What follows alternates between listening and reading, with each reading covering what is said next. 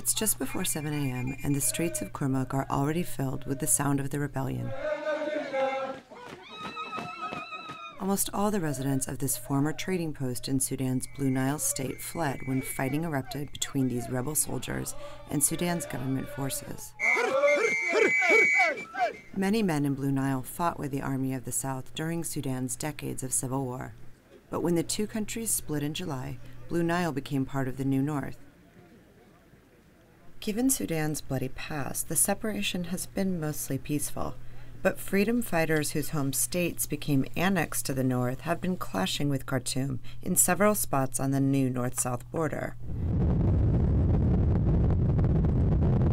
In October, the leader of the Blue Nile Rebellion invited a group of journalists to his base in the bush to talk about why he is waging war against the government of President Omar al-Bashir in Khartoum.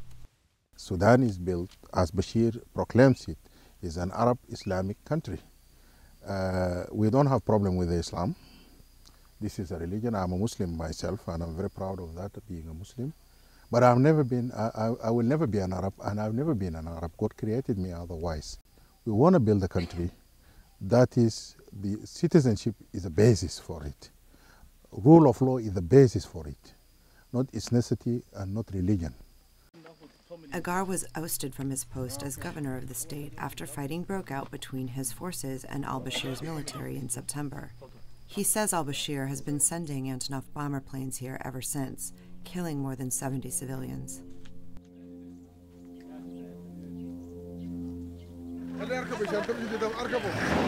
Come.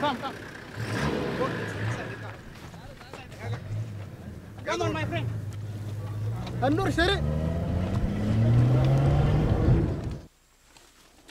We take cover in a dry creek, listening to the planes circle overhead. We hear 3 bombs drop nearby.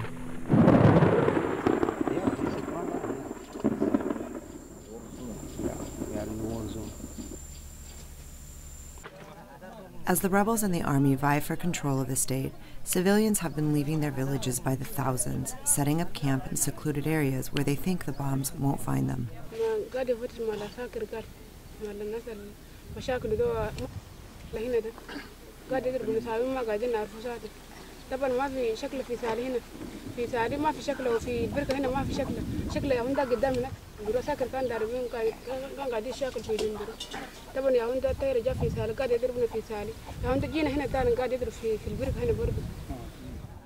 Others didn't have the chance to run.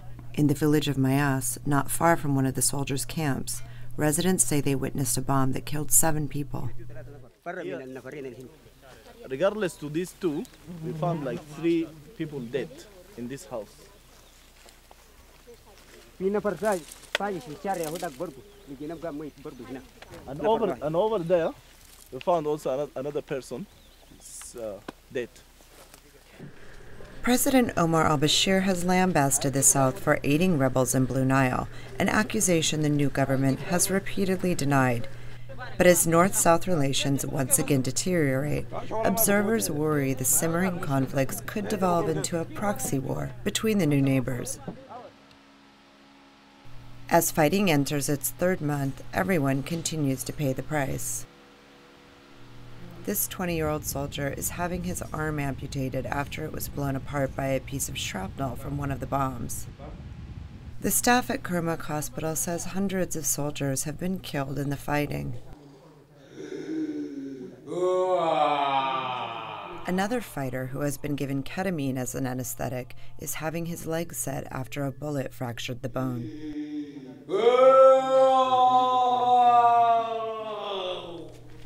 On November 4th, President al-Bashir announced that his government forces had taken over Kurmuk and pushed Agar and his fighters back into the bush. What that means for civilians living in and around Kurmuk is unclear. The president has strictly forbidden any aid organizations going in to assist civilians in the conflict zones. Today is 1 month. We ran short of everything. The drugs, the dressing materials. We used to fly the drugs from Kenya here to this airstrip we have here.